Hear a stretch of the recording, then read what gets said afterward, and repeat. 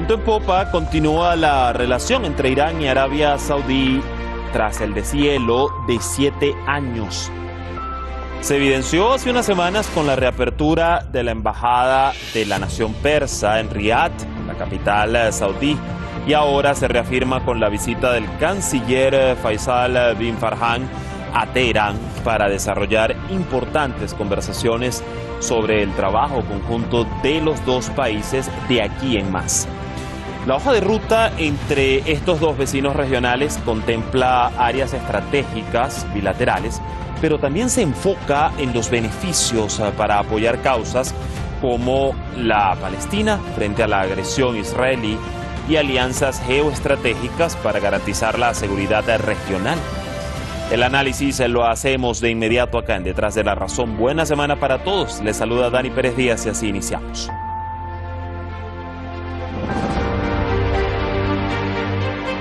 Un nuevo capítulo en las relaciones entre la República Islámica de Irán y el Reino de Arabia Saudita. El ministro saudí de Asuntos Exteriores, Faisal bin Farhan, llegó el sábado a Teherán en una visita oficial 3 meses después de que ambos acordaran normalizar lazos tras 7 años de ruptura. El máximo diplomático saudí primero fue recibido por su homólogo Hussein Amir Abdullahian, con quien repasó la agenda de cooperaciones bilaterales.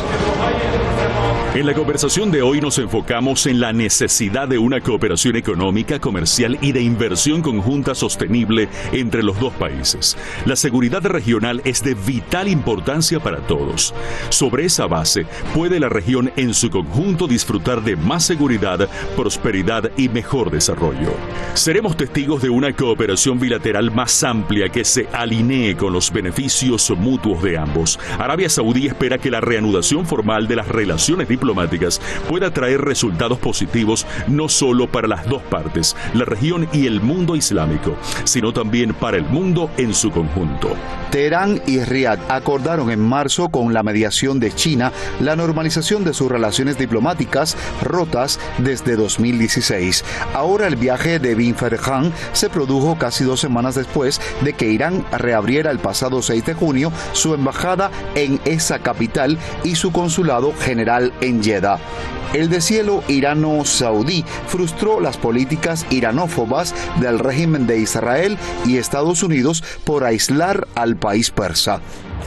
Es importante que las relaciones entre las dos partes vuelvan a un estado de normalidad, pues ambos son considerados actores importantes en la región.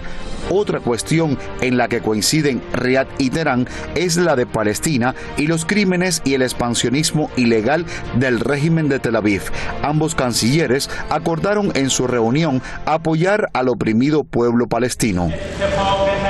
Estamos de acuerdo en que resolver la cuestión palestina es un tema fundamental y prioritario en el mundo islámico y en la visión conjunta de Teherán y Riad. El titular saudí además fue recibido por el presidente Seyed Ebrahim Raisi. En esta reunión, el mandatario iraní reiteró que la normalización con Riad forma parte de las políticas de buena vecindad de Teherán.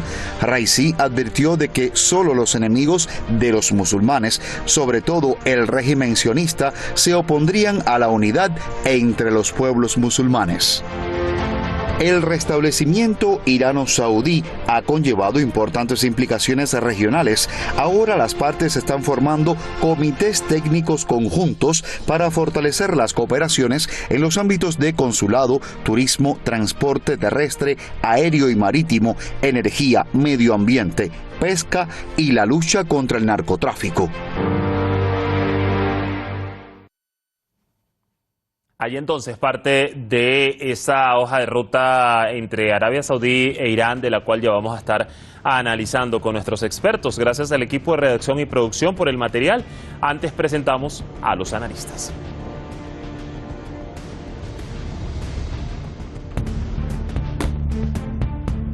Hoy nos estará acompañando Eduardo Bior, analista internacional, doctor en Ciencias Sociales desde Buenos Aires, Argentina.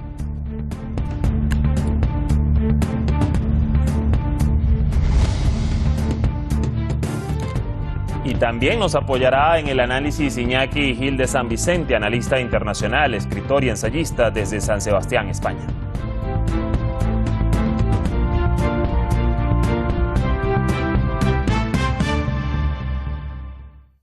Ya están conectados con nosotros, les damos rápidamente la bienvenida. Iñaki, gusto saludarte, ¿qué tal? Y un gran saludo también para ti, Eduardo, bienvenido al programa. Hola, ¿qué tal? Yo quiero justamente iniciar contigo desde Buenos Aires. Allí hemos visto los pasos consecutivos, Eduardo, que han dado Irán y Arabia Saudí desde que se concretó el deshielo en el mes de marzo y que han sido progresivos a la reapertura de la embajada iraní en Riad y los encuentros de cancilleres de ambos países. Se suma ahora esta visita a Teherán del canciller saudí Faisal bin Farhan. ¿Qué nivel, de compromiso está mostrando al mundo la reanudación de relaciones de dos países que Occidente daba como adversarios regionales irreconciliables? Yo creo que es un ejemplo palmario de la nueva imagen de las relaciones internacionales, la nueva organización.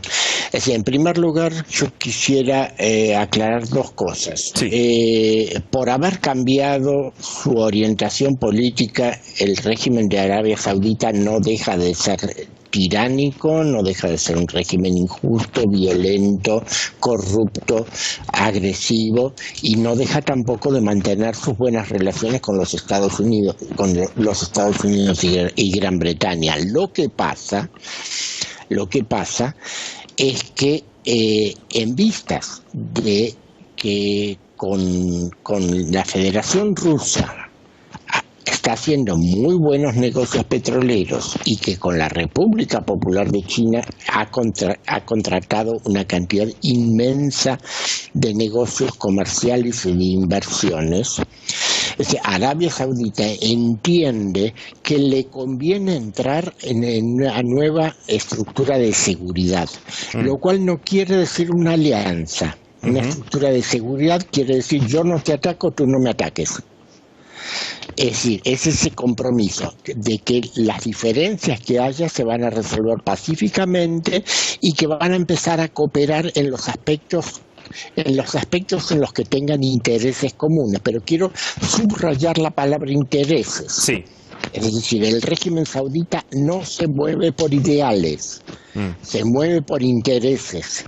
Y ha descubierto que sus intereses están mejor servidos si se entiende con la República Islámica de Irán que si sigue plegado a la perspectiva absolutamente ideológica de una alianza junto con Israel para hacer la guerra contra Irán. Ya vamos a hablar un poco más adelante del punto del régimen israelí, Eduardo. Antes voy con Iñaki y te hago esta misma interrogante de entrada, Iñaki, ¿no? Todos los pasos que hemos visto hasta ahora, hasta esta visita del canciller saudí a Teherán, ¿cómo lo ves en esta reanudación de relaciones y sobre todo el mensaje que se está enviando a Occidente? Adelante. Bueno, yo lo veo en tres niveles. Uno es el nivel, digamos, más inmediato, más superficial, más visible, ¿no? Que es lo espectacular de las conversaciones que ha habido propiciadas directamente por China, con el apoyo incuestionable por detrás de Rusia, con la participación de Irán y de todo lo que se llama, digámoslo así, la multipolaridad, ¿no? Que estas cosas, por muy en secreto que se mantengan, es casi seguro que algunos de esos estados de la multipolaridad estaban, si no al tanto de todo, sí con cierto conocimiento de lo que podría suceder, ¿no? Me imagino que un país que tiene el ascenso socioeconómico, pero que tiene muchos problemas internos, como es India, por ejemplo, o países de cultura islámica, como pueden ser Pakistán, por ejemplo, etcétera, de alguna forma, de algún modo, conociendo cómo funcionan, la sinceridad que tiene, por ejemplo, en muchas cuestiones que tiene Rusia o que tiene China y la astucia diplomática que tiene Irán, estaban mínimamente al tanto de esto. Esto es por la parte más llamativa, ¿no? Luego hay un problema interno que sí que efectivamente es el problema interno de Arabia Saudí, ¿no? Todavía los problemas internos que mantienen de tensiones entre los diversos componentes de la familia de la Casa de Saud. Totalmente de acuerdo, ¿no? Pero luego también hay un problema de fondo, que ese es el problema básico en estos momentos para mí, ¿no? Y es que toda la política estratégica que hay llevado Arabia Saudí desde que se formó y toda su dependencia hacia Occidente, primero hacia Gran Bretaña, luego hacia Estados Unidos, luego hacia la OTAN, sus fracasos sucesivos a nivel militar, su debilidad económica, y esto habría que matizarlo, porque no tiene base industrial ninguna, es simplemente una potencia exportadora que tiene una enorme cantidad de capital en papel que puede volar en cualquier momento y esfumarse y quemarse o desaparecer, y Arabia Saudí simplemente quedaría, o su dependencia tecnológica con respecto a los petróleos, a los pozos de petróleo, que depende no solamente de la tecnología europea y norteamericana, sino de una tecnología muy superior como es la rusa en estas cuestiones y otras cuestiones más. El problema militar que tiene Arabia Saudí, por ejemplo, incapaz de vencer al Yemen, etcétera, etcétera. Todo este conjunto de factores ha tensionado las diferencias internas, ¿no?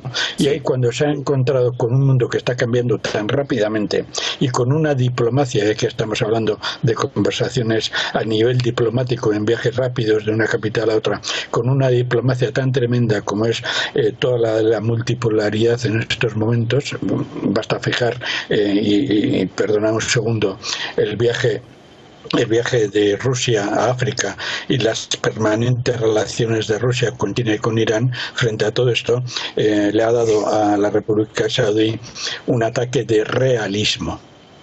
Y ojalá este ataque de realismo sea ya permanente. Vamos a ver de aquí en más, ¿no?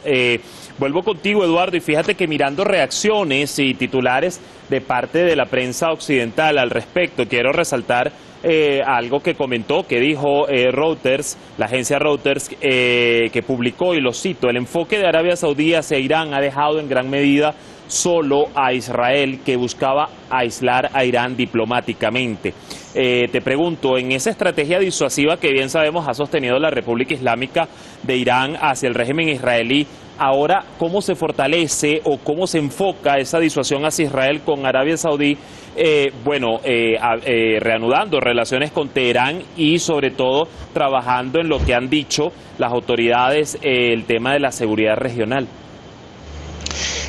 Obviamente se refuerza muchísimo la estrategia de disuasión de la República Islámica y la combinación con el eje de la resistencia para disuadir a Israel de cualquier agresión. De hecho, los responsables militares israelíes ya han constatado el mes pasado que la fuerza que tiene la resistencia libanesa, ellos ya no la pueden vencer. Es decir, que tienen que ver cómo llegan a un statu quo donde no se destruyan mutuamente, porque vencerlos ya no pueden. Pero a eso se le agrega un elemento nuevo, que es el acuerdo estratégico entre China y Palestina. O sea, China está dispuesta a seguir jugando con todos los socios de Asia Occidental la carta del buen facilitador. Es decir, es el que pone la mesa para que los demás se sienten a conversar.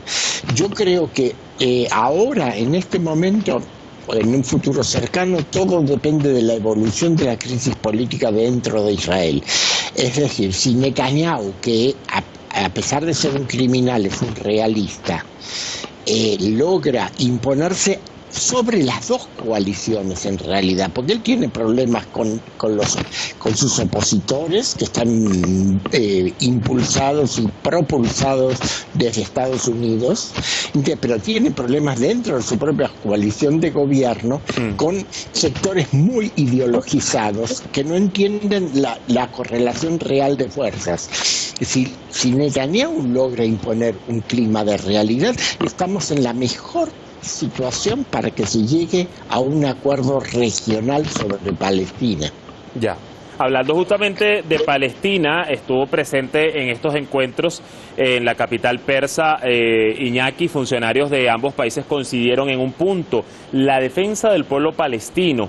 Estamos de acuerdo en resolver la cuestión palestina, es un tema fundamental y prioritario en el mundo islámico y en la visión conjunta de Teherán y Riad, indicó el canciller iraní. ¿Qué mensaje le envía esto, por un lado, a Israel, que además sabemos que en un momento aspiró y se comentó mucho que pudo haber normalizado relaciones con Arabia Saudí bajo los auspicios de Estados Unidos en los llamados acuerdos de Abraham, pero que ahora, y como el propio presidente Raisi ha señalado, le molesta justamente ver esta unión entre países musulmanes, o por lo menos esta capacidad de mejorar sus relaciones. Y para un ejemplo, pues Riad y Teherán. ¿Cómo lo ves en este aspecto? Bueno, aquí hay dos niveles del problema, básicamente, ¿no? Uno es que no es posible resolver la opresión y Palestina si persiste el Estado de Israel. El Estado de Israel es una máquina artificial, impuesta artificialmente por métodos artificiales de violencia extrema, que juega una función clave en todo el orden imperialista y que tiene un sentido clave que va más allá en estos momentos de ser un portaaviones terrestre, como mínimo con 200 bombas nucleares, como mínimo, ¿no? Esta importancia de este portaaviones terrestre va a un aumento por todo lo que vemos día a día, ¿no? Y entonces es imposible la NAPCA, el exterminio, la persecución, los asesinatos, la guerra cultural, brutal guerra cultural, el racismo cultural contra el pueblo palestino, no entregar los cadáveres, mantener los cadáveres en secreto hasta que no cumplan las penas, secuestrar niños, torturar niños, esta es lo que todos sabemos, ¿no? De tal forma que existe ya una situación de unidad de contrarios que o pervive Palestina o pervive Israel, ¿no? Y esto es lo que se está profundizando dentro de la derecha norteamericana y de la sociedad cultural y del sionismo. Podríamos hablar de la expansión del sionismo en Europa, en Estados Unidos y en zonas de América, ¿eh? Ahora no tenemos tiempo de eso, vale. Claro. Esta es una parte del problema. La otra parte del problema es la simbología que tenía, y va muy unida a esto, la simbología que tenía el proyecto de los acuerdos de Abraham por parte de Estados Unidos y de Europa, con apoyo de otras potencias eurocéntricas, ¿no? o defensoras de Occidente, ¿no? Si nos fijamos un poco, los acuerdos de Abraham tenían un objetivo, aparte de otros más económicos, tenían un objetivo de guerra cultural y de guerra precisamente contra todos los componentes del Islam, componentes antiimperialistas del Islam que existen, ¿no? La figura de Abraham tenía un sentido de crear una solidaridad, una unión político-económica y militar entre los sectores sionistas más criminales y los sectores musulmanes pegados a los acuerdos impuestos por Estados Unidos con la creación de la OPEP, con los acuerdos de 1971, 1974, o simplemente con todo el problema creado en 1914 con la ocupación de Arabia Saudí por Gran Bretaña, etcétera, etcétera, ¿no? Sí. Y tenían precisamente esa unión. Ahora, eso era un problema a larga que ha estallado y que Arabia Saudí es muy consciente de eso, ¿no? Arabia Saudí es la sede donde está la Meca y la sede donde está Medina. Y son dos ciudades santas junto con Al-Quds, con Jerusalén. Y Abraham es una de las personas centrales en toda la religión del libro, la cual el Islam se posiciona como la versión más coherente de todo eso, ¿no? Entonces aquí había no solamente un contenido de guerra física, de guerra económica, había un contenido precisamente de romper de arriba abajo la unidad del Islam, claro, y de romper de arriba abajo toda la trayectoria cultural y todo el ataque al Quds, todo el ataque a la ciudad de Jerusalén, todo el reconocimiento, toda la traslación de la embajada norteamericana a Jerusalén, que era romper de arriba abajo todo lo que se había negociado durante decenios.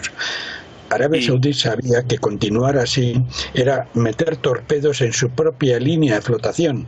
Y la religión, la ideología, la cultura tienen una autonomía relativa con respecto a la economía, ¿no? Y esto estaba creando tensiones no solamente dentro de Arabia Saudí, sino dentro de todo el mundo árabe. ¿Por qué ahora en estos momentos Egipto está planteándose entrar en el BRIC? Así es, incluso mejorar las relaciones también con Teherán. Esto es un tema en definitiva, Iñaki, que nos da para mucho más tiempo. Quiero tratar de avanzar en el corto tiempo que nos queda. Eduardo, lo que también mucha gente se ha preguntado, esta distensión entre Irán y Arabia Saudí no necesariamente implicará una distensión desde la Casa Blanca a los asuntos pendientes con Irán, y me refiero, sanciones y el acuerdo nuclear. ¿Cómo lo ves tú? No por ahora. Es la elección de 2024 en Estados Unidos está en el horizonte. Todos los actores internos se están posicionando aceleradamente, y precisamente el esquema globalista de los neoconservadores que están en el poder en Washington no puede permitir ideológicamente ceder posiciones, entre comillas, en este momento. Es decir, van a seguir con lo mismo, con la misma dinámica guerrerista, van a seguir intentando azuzar dentro de Israel para que caiga Netanyahu y suba un régimen abiertamente militarista y expansionista. Van a seguir intentando desestabilizar Irán, van a seguir provocando en Siria e Irak con las fuerzas de ocupación. Es decir, por ahora, desgraciadamente, yo no tengo ninguna perspectiva optimista, por lo menos hasta la elección de 2024. Ahí veremos qué es lo que sucede. Hay que esperar, en definitiva, a esa elección, y también lo que escucharemos en las campañas electorales previo a eso de los candidatos y del actual presidente incluso. Iñaki, ya estamos finalizando para las conclusiones, y bueno, un punto para ti en consideración a los desafíos que tienen Teherán y Riad de aquí en más. ¿Cuál sería ese principal desafío para que en este panorama de cambios de status quo se siga garantizando que esas relaciones no vuelvan a ser dañadas o afectadas por terceros actores? Y esto, bueno, un principio a propósito de las particularidades de cada país, pero también, como lo señaló en su momento Irán, de alguna manera lo que hizo o cómo intervino Estados Unidos y también Israel para crear esta hostilidad entre los dos vecinos regionales. El principal desafío, dicho muy rápidamente, puede venir en dos sentidos. Con respecto a Arabia Saudí, que Estados Unidos y Europa presionen con todos los instrumentos que tienen, porque en contra de lo que se piensa, un análisis un poco serio de Arabia Saudí nos dice que es un país muy dependiente. Pese a toda la riqueza que tiene, es un país muy dependiente. Cualquier transnacional occidental le cierra una tecnología mínima para la extracción de petróleo y inmediatamente tendría que ir a pedir esa tecnología mínima a Rusia o a China o a Argelia o a Irán. Eso es el principal desafío, dejando de lado el problema financiero y todo lo demás, ¿no? Para Irán el principal desafío es, como ha dicho el contertulio, un aumento terrible de las agresiones de toda índole, ¿no? Pero yo creo que hay una diferencia aquí, que es que le va a beneficiar muy bien, le va a venir muy bien a Arabia Saudí en estos momentos de que está tanteando cuál puede ser su salida, ¿no? Que es la sabiduría diplomática que tiene Irán, de haber resistido tanto tiempo y de ser un imperio que tiene 3.000 años. Claro. Y eso produce un conocimiento, pertenecer al núcleo rector de la multipolaridad que le dota no solamente de amigos, no solamente de aliados, quiero decir, le dota de amigos que tienen también mucho tiempo, como la cultura diplomática china, por poner un caso, ¿no?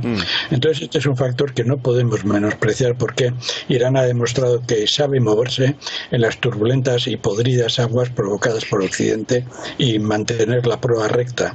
Y esto para Arabia Saudí en estos momentos puede ser muy importante. Claro, allí le vamos a ir siguiendo el pulso a estas relaciones de aquí en más. Allí teníamos las dos visiones de nuestros dos analistas, Eduardo Bior e Iñaki Gil de San Vicente. Les agradezco a ambos por habernos acompañado el día de hoy. Hasta una próxima oportunidad. Eduardo, Iñaki, que estén bien. Dale.